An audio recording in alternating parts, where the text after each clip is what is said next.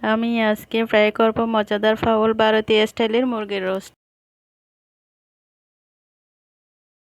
প্রথমে 2 পিস মুরগির রোস্ট একটি প্লেটে নেব।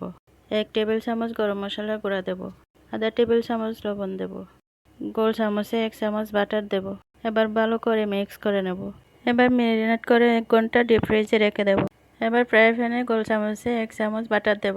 4টা পেঁয়াজ কুচি দিয়ে বেরেস্তা করে নেব। এবার ফ্রাই প্যানে পছন্দ মতো বাটার দিয়ে রোস্ট ফ্রাই করে নেব।